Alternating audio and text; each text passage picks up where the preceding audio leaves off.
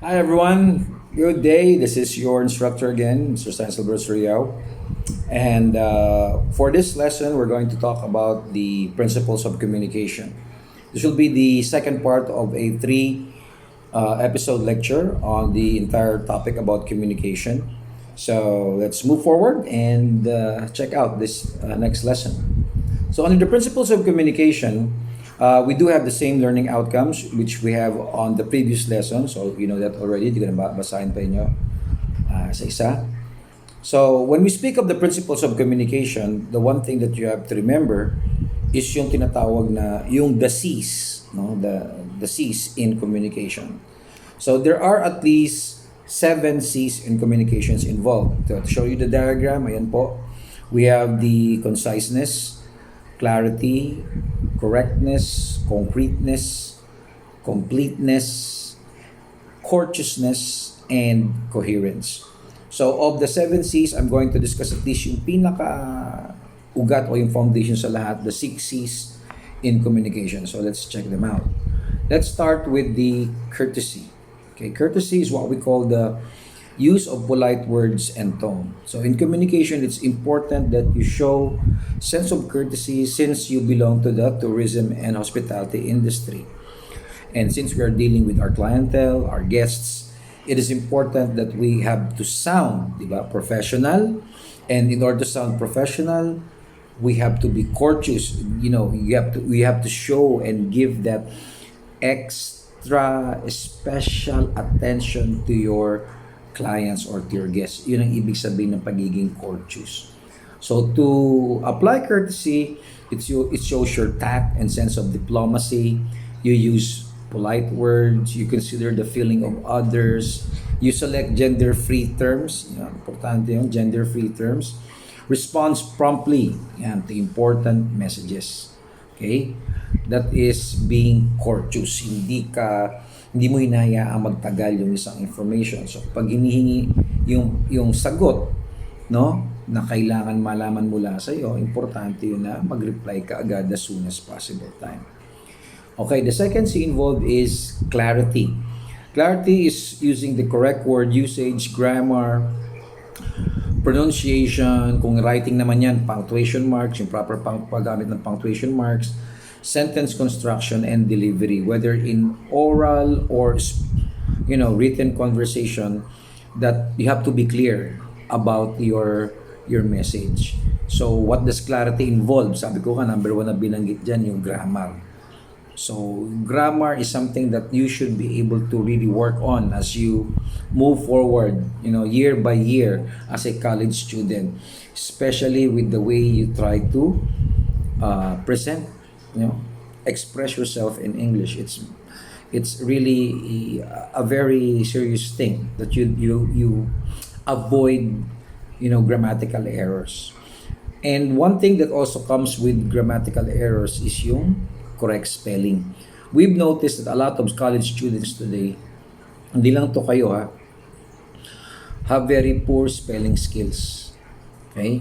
Importante yon, yung spelling, hindi kayo dapat sumasablay dyan. College na kayo. Kasi nakakahiya, it really will look and feel very awkward if you badly spell some words that normally as a professional dapat hindi nyo na pagkakamalian yan. Okay, kaya dapat ayusin yung spelling nyo.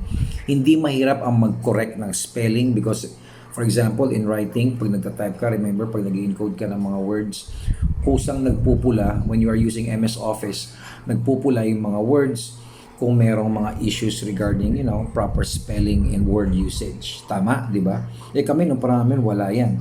So, kayo may mga means kayo, may mga tools kayo na pwedeng gamitin. Kaya huwag masyadong pabaya, huwag maging kampante. Kapag hindi ka sure about your spelling, about your grammar, have it checked by someone you believe who is an expert or better than you, or yan naman yung si Almighty Google, check it out. Okay? That's so that you can always obtain clarity in your expression. The third C is being concise or conciseness. That is expressing what needs to be said in the fewest possible words. Di ba? Remember din sa being professional, aside from sounding more intelligent, okay, you need to sound more powerful. And what does being powerful in expression mean? You say what you mean and you mean what you say. You say it direct to the point, straightforward, avoiding unnecessary words or expressions. Diba sabi nga natin, ang simple, ang basic, mas maganda. Hindi mo kinakailangan ng marami o mapalabok na salita when you are expressing yourself. Being concise, okay, hits the target of sounding more powerful. Okay? The next is concreteness. So, this refers to being specific in details. Let me give you an example. If I say, give me a piece of paper, anong papel ang ibibigay mo sa akin? May idea ka ba? Wala, di ba? Kasi sinabi ko lang, give me a piece of paper. So, you're not really sure kung anong papel ang iaabot mo sa akin. But if I would say, give me a one whole sheet of yellow pad paper. Now, do you have a mental picture of what you're supposed to give me? Yes, absolutely. Alam mo, kasi sinabi, one piece of yellow pad paper. Hindi lang piece of paper. Di ba? So that is what we call being concrete. You provide specific details in order, to portray a specific mental picture of what exactly do you try to or what you're trying to explain. Importante yung pagiging concrete. And then, the last one is completeness. Okay? Messages should not leave out important details that the receiver expects to know. So, importante po yun. Kasi, we have a saying sa BPO, sa call center, na kung tawagin namin ay one call resolution. Ang ibig sabihin ng one call resolution? Let's say, pag may tumawag sa aming customer at nagtanong, we provide all the necessary information. Kahit yung mga bagay na hindi niya tinatanong, but we believe is important para mas maintindihan niya. In a broader perspective, yung mga bagay tungkol dun sa product or item na kanyang for inquiry.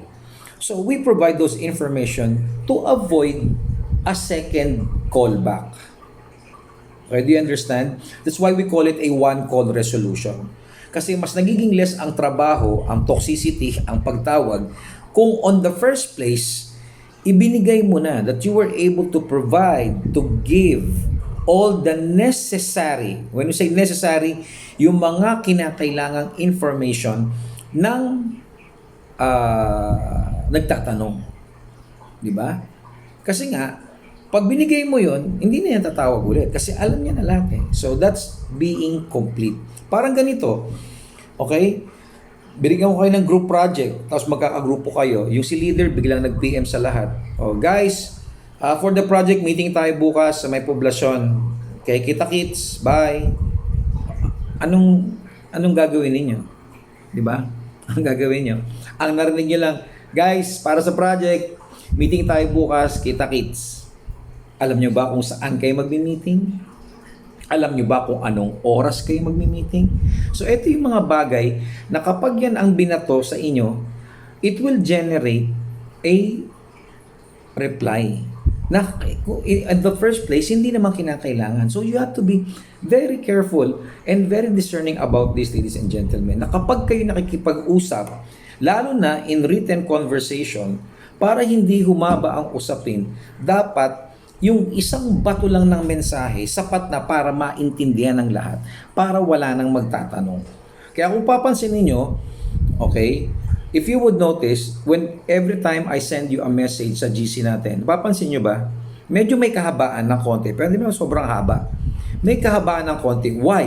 Because I take into consideration yung lahat ng information na kailangan yung malaman at maintindihan. Nang sa gayon, you would not be confused. You would not, it would not elicit further more questions coming from you. Kung magkaroon man, at least mga minor na lang na tanong. Di ba?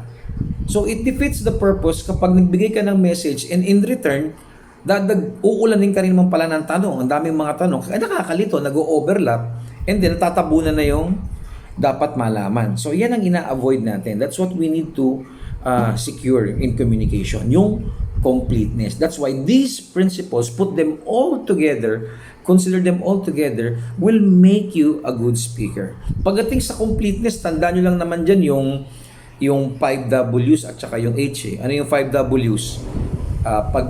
Pag nag-send ka ng message, i-consider mo yung 5 W's and an H. Ano yung what, where, why, when, at saka who. Tapos, yung H, yung how. So if you would consider all those questions at alam mong nasagot mo in one, sending, you're good. Okay ka na doon. So that's how being able to apply the principles of communication, making you a better, communicator when it comes to sending messages. All right? So I hope it's clear up to that part. Now we'll go to the meaning of feedback. So we say that feedback is what we call the reply or the response to a certain message. There are only two types of feedback. Namely, one type can be a positive feedback and the other one can be a negative feedback. Alright? So sa communication, you cannot please everybody. No, hindi lahat ng tao aayon sa inyo. So you expect that there will be people who may in one way be on opposite mindset pagdating sa pananaw mo. Kaya normal lang yon. Kaya whether we talk about the positivity or negativity of reactions, how they are triggered may depend on, number one, the kind of message that is relayed. Ano ba yung klase ng mensahe na pinadala? Second, how it is communicated. Paano sinabi? In written ba? In spoken conversation ba? So what else? And then third is how it is interpreted. Okay? So these are the factors how a feedback can either elicit negativity or positivity. So tandaan nyo lang yung tatlong yan. And kung aware kayo, okay, more than likely, you will get a more, positive feedback rather than negative. Again, ano yung mga considerations dapat yung tandaan? Okay? Yung kind of message. Okay, so if you want people to positively agree with you, piliin mo yung klase ng message na ipapadala mo o topics na sasabihin mo. Like for example, sa SOCMED, in social media, there are certain things or issues that we need to avoid in order to not generate a lot of negative feedbacks. May mga topics tayo na sobrang sensitive, hindi pwedeng pag-usapan yan. Personal man, lalo na sa social media. Magbigay tayo ng halimbawa. Number one is you don't talk about politics. Okay? Politics. Another one is gender issues. Gender inequality, yan. Okay? Ano pa? Family matters. Siyempre, gusto bang i-broadcast yung takbo na nangyayari sa pamilya ninyo, di ba? Personal issues. Okay? Kung meron kang personal na issue, hindi ang SOCMED ang lugar o ang tamang platform para mag-rant ka. Because kung marami kang mga followers, hindi lahat ng followers mag-a-agree sa iyo. Tama ba na dito ka nagra-rant sa social media ng mga personal mong hinaing sa buhay? And then lastly, I would say religion. You don't talk about religion in social media most likely. Kasi nga, di ba? We are diverse. Okay? We are diverse. We have different religious affiliations. So, huwag kayong mag-expect na lahat ng tao aayon sa kung anong pananaw ninyo religiously. So, like I said, if you want to avoid negativity in your social affairs, especially when you're communicating, avoid topics that are too sensitive to elicit negative feedbacks. Okay? So there you go. So far, any clarifications? Wala. Okay, sabi ko nga, kung mayroong tanong, dyan lang po sa GC mag-comment. Okay? I'll be more than glad to assist you. And then, lastly, we go to the barriers and noise in communications. We talked about, noise kanina. So, barriers and noise can be either environmental, pwedeng physical, psychological, emotional. Barriers, when we say barriers in Tagalog, we refer to hadlang. Yan, mga balakid. Ano ba yung mga hadlang? towards better communication. Yan nga, yung mga barriers na involved can either be environmental, physical, psychological, emotional, and even language differences can be a barrier. It also includes gender and culture, which, like I said, yung umpisa kanina, sinabi ko, di ba, sa purposive communication, no? Another consideration that we need to talk about is yung culture, na kapag nakikipag-usap ka, kailangan aware ka sa kung ano yung kultura ng mga taong kinakausap mo. So as not to misinterpret you in the process of listening. So for communication to be effective, itong mga barriers na to, ingay, should be mitigated, if possible, eliminated. So acknowledge diversity in communication is important, compromise in certain areas, and also learn to, importantly, respect each other's point of view. You know what triggers barriers in communication the most? That is having a sense of what we call prejudice. Okay, let me repeat. Ano nga po ulit yun? I said prejudice. Ulitin mo. Isa pa. Sabihin mo, prejudice. Yan. Ang ibig sabihin ng prejudice, prejudice is being biased. Sa Tagalog, yung meron kang kinikilingan o kinakampihan. O meron kang, saradong pag-iisip. When someone talks to you or speaks something about, let's say, in a group or what, minsan kasi, pag tinatalo ka ng pagiging bias mo sa isang tao, sa hindi malamang dahilan, bakit naiirita ka o bakit sarado ang isip mo, ayaw mo makinig sa kanya. Pag ganun ang pakiramdam, ganun ang mindset mo, umasa kang walang communication process na magaganap. Bakit? Kasi wala na eh.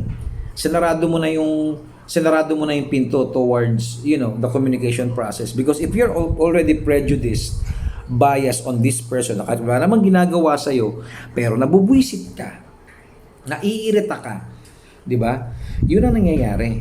Walang communication process na magaganap. So that's why, among the barriers, yung psychological barrier, yung emotional barrier is something that is hardest to mitigate or eliminate. Kasi kapag may ugali kang ganyan at hindi mo kayang supilin o kontrolin yung ugali na yan, wala. Tandaan nyo, in your case, being isang section, sa lahat na nakikinig, 4 na taon mong makakasama ang mga classmates mo. At dun sa mga classmates mo yun, alam ko, meron ka mga gusto, meron ka rin mga ayaw. Natural yun eh. It's normal. Kahit saan ka lang pumuntang school eh. Lumipat ka man ng ibang school, ng ibang environment, it's the same.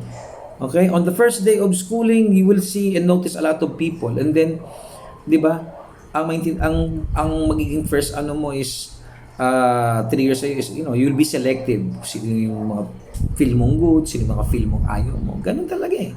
Pero pagdating sa communication, hindi ka dapat maging prejudice, hindi ka dapat maging bias. Kahit sabihin natin ayaw mo dun sa mga tao nakapaligid sa iyo. Ang ibig sabihin niyan, tinuro natin yan sa philosophy, Introduction to the Philosophy of the Human Person, is yung tinatawag na learn how to coexist. No? Ibig sabihin ng coexistence is yung matuto kang mabuhay kasama yung mga taong gusto mo, pati yung mga taong ayaw mo. Okay? Naintindihan niyo ako, guys? So, importante yun na dapat alam mo kung paano ka lumugar sa mga taong nasa paligid sa'yo. Because wala kang choice eh. Okay? It's either you coexist and live with them together or, find yourself in a very difficult situation. Okay? Interacting with them. So, importante yung matuto kang mag-coexist. Okay, now, after talking about verbal communication, now we go to non-verbal communication. Pag sinabing non-verbal communication, ito yung mga paraan where we try to interact with other people where communication, hindi ginagamitan ng salita. Hindi ginagamitan ng salita. Where verbal expression is not being used. So, ano yung mga non-verbal communication na meron tayo? Number 1 is gesture. Okay? Physical bodily movements. Another one is facial expressions. Yan. Kung ano yung facial expression ng mukha. No? Kaya sabi ko, di ba, importante yung eye contact kasi na-check mo, nakikita mo kung ano yung facial expression ng mga tao, kung nakikinig pa ba sila sa iyo, kung bored na sila, o parang nagugutom na, naiinip na, o gusto na umuwi. So, yun yung mga nababasa mo na hindi na sinasabi sa iyo.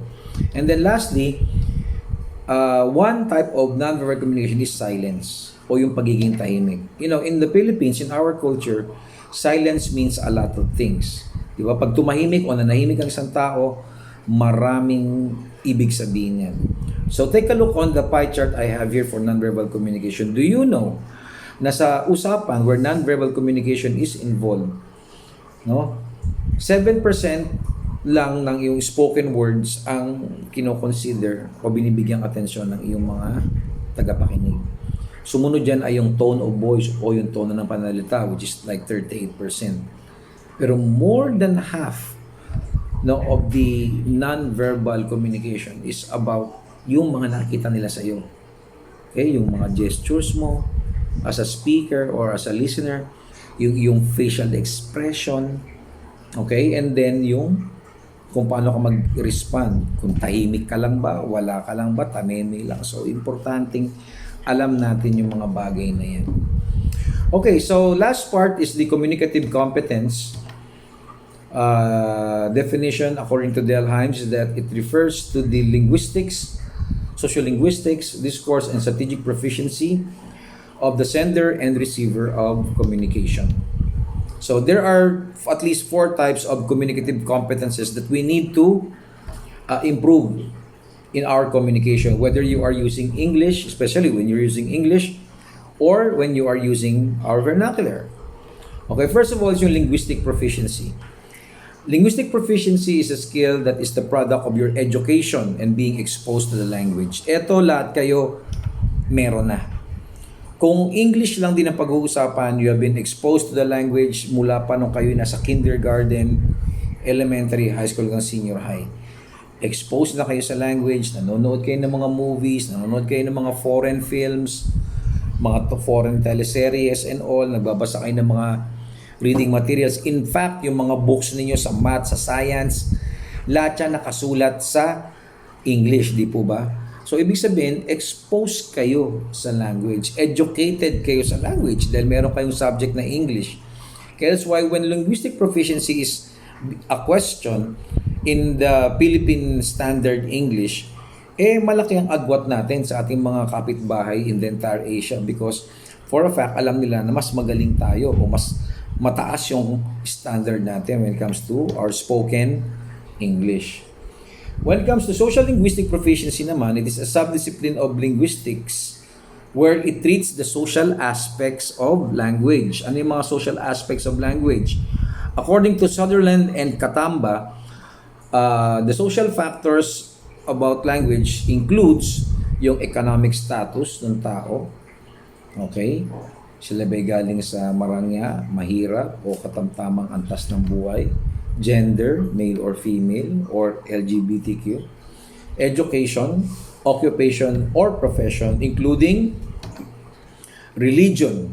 So, ayan yung mga social factors that can influence or affect one's communication. The third is discourse proficiency. Etong pangatlo at yung pang-apat, ito yung mga upgraded level of communication na dapat taglayin ninyo. You must possess them as you work your way throughout college. Let's deal with discourse proficiency first. It says here, first, that discourse refers to how ideas are linked across sentences or utterances using the appropriate organization of ideas to make it sound more cohesive and coherent. Ibig sabihin ng cohesion and coherence is yung related ba? Yung mga sinasabi mo, whether you break them into paragraphs or sentences within a paragraph, you know, they are related. Kumbaga, ano sila, magkakadikit, no? Magkakadikit yung relasyon. So that the way you express yourself is effective, clear, no? And has high impact on its recipient. Kaya naman, sa college, mag-expect kayo na ititrain kayo dito ng mga teachers in order to improve your discourse proficiency. Okay? Paano? For example, by providing you oral reports o yung mga reporting sa school. Yung pagre-report sa school, nakakatulong yan para sa inyong kung paano kayo maghanda ng report, paano nyo i-prepare yung report ninyo, at kung paano kayo mag-deliver ng inyong report in front of your audience. Yun ang kahalagahan ng discourse proficiency. Sa third year, gagawa at susulat naman kayo ng research o ng thesis ninyo. So, isa rin yun, at i-oral defense ninyo yun. So, ito yung mga ways in order to improve your writing, your spoken capacity to express the language in the most effective way. Kasi nga, di ba, mataas na yung level ng pag-aaral na tinatahak nyo ngayon. Kaya dapat, i-prepare namin kayo sa industry na pupuntahan ninyo. And then last, before we end, is yung strategic proficiency. It refers to the speaker's ability to adapt to the use of verbal or non-verbal language to compensate for communication problems. As I've said during my previous discussions, even if you are aware or if you know how to speak in English, hindi naman lahat ng tao na makakausap ninyo ay marunong magsalita at umintindi ng English. Yes, they may know a little but not entirely. Kaya dito papasok si strategic proficiency. Ang ibig sabihin po nito is that yung ability ninyo na intindihin ang isang tao despite of barriers in communication. Dahil halimbawa, ito Chinese o Arabo na hindi marunong o hindi maalam mag-English, kayo ang gumagawa ng paraan para magkaintindihan kayo. That is how you use your verbal and non-verbal approach to language, para magkaintindihan. Like for example, masakit ang ulo, hahawak sa ulo, masakit ang tiyan, hahawak sa tiyan, pag nababahuan, gagawin yan sa inyo. Yan yung mga expressions na tinitingnan natin so that we can identify na ito ang kailangan ng kausap ko. Ito ang pinaparating ng kausap ko. We call that strategy. Another good example of strategic competence is yung sign language. Yan. Yung pag-aaral ng sign language, dahil yung may mga taong kausap ka na piping o hindi makapagsalita. So kung alam mo ang sign language o nakakaintindi ka ng sign language, malaking bagay yun in order to improve your strategic competence. So these are the things that you should apply in communication in order to avoid communication breakdowns. Because the least we expect is yung magkaroon ng mga ganito, yung mga misunderstanding, miscommunication, misinterpretation ng ating mga salita o mga gestures. Okay, so please remember them. You need to improve them, you need to apply them. So if you have any questions, like I said, put it there on our GC for more commentaries and clarification. Up to the last topic, I'll see you again. Thank you for listening, guys. Bye-bye and keep safe.